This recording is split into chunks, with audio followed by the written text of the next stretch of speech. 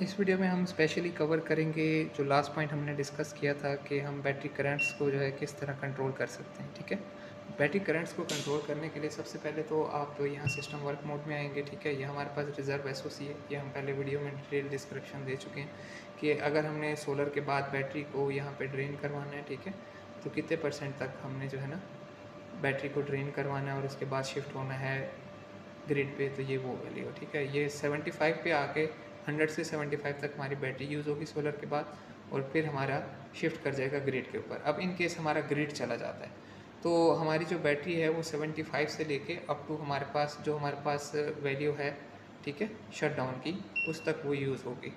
अब इस सेटिंग्स में ये हमारे पास एडवांस सेटिंग है, तो इसको यूटिलाइज़ करते हुए आपने ख़ास ख्याल रखना, और ये इंस्टॉलर्स के लिए सिर्फ, क्योंकि अगर आपको इसका नॉलेज नहीं है तो आपने इसको गलत सेटिंग्स के लिए नहीं जाना। ठीक है, इस पर आप 5 सेकंड के लिए क्लिक रखेंगे, इसको आप रिलीज़ करेंगे। ठीक है, आप यहाँ पे आ जाएंगे एडवांस सेटिंग पैनल में।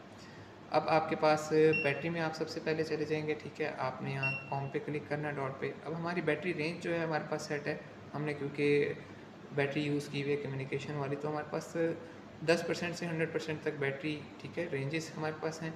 इसके अलावा हमारे पास जो कट ऑफ एसओसी है वो हमारे पास 15 है। ये हमेशा वैल्यू इससे 5 ग्रेटर होगी कट ऑफ एसओसी। अब फॉर एग्जांपल हमारे पास 75% बैटरी चार्ज थी, ठीक है, वो सोलर से उस वक्त चार्ज थी। अगर हमारी बैटरी 15% से नीचे आएगी तो हमारी ग्रिड चार्जिंग स्टार्ट हो जाएगी। ठीक है, तो ये इन्वर्टर बाकी इन्वर्टर से थोड़ा डिफरेंट है। ठीक है, अगर हमारे पास ये नहीं है कि हमने ग्रिड से इतनी वैल्यू में चार्ज करवाना है या फिर इतने उसमें, तो ये इमरजेंसी चार्जिंग, ठीक है, फॉर द बैटरी। अगर हमारे पास 15% से नीचे आ जाती है किसी भी तरह बैटरी, क्योंकि हमारे पास अगर ग्रिड भी नहीं है और बैटरी भी नहीं है, तो जो हमारी रिज़र्व एसओसी वाली पॉइंट था उसको मेंटेन करने के लिए ग्रिड से चार्जिंग स्टार्ट होगी। ठीक है, फॉर एग्जांपल हमारी बैटरी आ जाती है 14% पे, तो बैटरी जैसे ही हमारे पास ग्रिड आ जाएगा तो हमारी बैटरी चार्जिंग स्टार्ट हो जाएगी, और अप टू द हमारे पास रिज़र्व एसओसी जो हमने पहले डिस्कस किया है मेन सेटिंग्स में। ठीक है, जो हमारे पास यहाँ हमारी सेटिंग है, इसके अंदर हमारे पास बेसिक सेटिंग सिस्टम वर्क में 75 तक हमारे पास ग्रिड से भी चार्जिंग होगी। तो ग्रिड से चार्जिंग को कंट्रोल करने के लिए आपको मैं रेकमेंड करूँगा कि बैटरी को हमारे सेट लेवल से इसको आप हमेशा 15 रखें, क्योंकि ये डिफ़ॉल्ट वैल्यू में 40 होता है। ठीक है, जो एडवांस सेटिंग में मैंने बताया आपको, ये डिफ़ॉल्ट वैल्यू हर जो है इन्वर्टर में वोल्टेक में हमारे पास 40 सेलेक्ट होगी, लेकिन इसको आप मिनिमम, क्योंकि लोग चाहते हैं हमारी चार्जिंग ना हो बैटरी ग्रिड से, तो इसको आप हमेशा 15 रखें। ठीक है, मिनिमम जो हम रख सकते हैं बैटरी के इमरजेंसी चार्जिंग कट ऑफ से वो 15 रख सकते हैं, इस वैल्यू से 5% हायर। सिमिलरली आप को मैं रेकमेंड करूँगा कि आप इस मोड में भी, सिस्टम वर्क मोड में, इसको अपना, अगर आपको बैकअप रिक्वायर्ड है तो 100 रखें। ठीक है, ताकि आपकी बैटरी सबसे पहले सोलर यूज़ हो जहाँ पे बैकअप रिक्वायर्ड है। ठीक है, और हमारे पास 100 पे ही या फिर इवन 95 पे आप शेयरिंग में चले जाएँ। ठीक है, तो 95 पे आते ही जब आपकी बैटरी 95% रह जाएगी और आपका सोलर भी जा चुका है, तो आपका सिस्टम जो है वो ग्रिड पे शिफ्ट कर जाएगा। अब इसी तरह एडवांस सेटिंग के अंदर हमारे पास और पैरेलल की सेटिंग्स भी अवेलेबल हैं। ठीक है, और डिफरेंट फीचर्स, सबसे पहले क्योंकि हमारे पाकिस्तान में ग्रिड फ्लक्चुएशन है थोड़ी सी ज़्यादा है, ठीक है, तो उसको अंडरस्टैंड करने के लिए आप यहाँ पे, ठीक है, प्रोटेक्शन में जा सकते हैं। लेकिन मैं फिर मेंशन कर रहा हूँ, इन सेटिंग्स को आपने नॉलेज के बगैर नहीं छेड़ना, सेफ लिमिट्स में रहना है। अब ये दिया हुआ है अंडर वोल्टेज, ये दिया हुआ है ओवर वोल्टेज रिकनेक्शन। ठीक है, ये लेवल 1 है, ये लेवल 2 है। रिकनेक्शन हमेशा 1% हायर आएगा आपकी सिर्फ इन पहले 2 लाइन से। ठीक है, आप इसको चेंज करना, बाकी किसी चीज़ को आपने नहीं छेड़ना। इवन फ्रिक्वेंसी वाले कॉलम्स को भी आपने नहीं छेड़ना।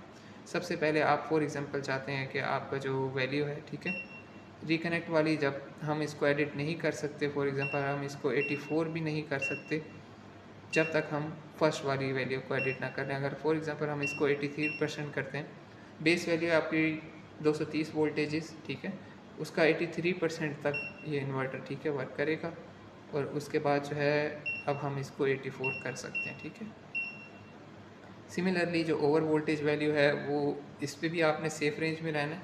इसको ये नहीं है कि आप मैक्सिमम कम कर दें या ज़्यादा कर दें, क्योंकि ये वारंटी पे इफ़ेक्ट कर सकता है आपके, तो इसको बहुत ख्याल से आपने और नॉलेज के साथ ही चेंज करना है।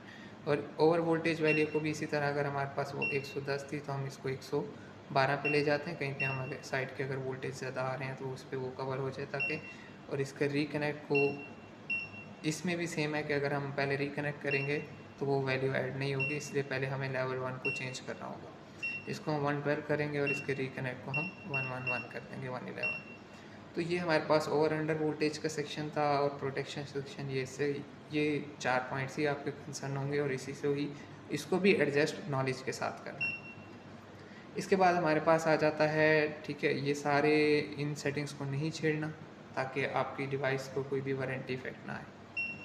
इसके बाद आप आ जाते हैं फीचर में, अगर आप कोई भी इन्वर्टर पैरेलल कर रहे हैं, सबसे पहले तो आप पैरेलल के जो है ना कम्युनिकेशन वाली वायर लगाएंगे, दो इन्वर्टर्स के दरमियान RS485 की वायर लगाएगी, ठीक है। जो RJ45 कनेक्टर आते हैं आपने वो कनेक्ट करने हैं। आप यहाँ पे देखेंगे तो आपको सिटी के ऊपर ही आपको ना पैरेलल के 2 पॉइंट्स मिल जाएंगे RJ45 के, वहाँ आपने कनेक्ट करके वायर, उसके बाद आपने यहाँ पे जाना है, पैरेलल को आप अनेबल कर देंगे। यहाँ पे आप सेलेक्ट कर सकते हैं ये इन्वर्टर मेरा मास्टर, इसको रखेंगे तो इसको आप मास्टर कर देंगे, ठीक है।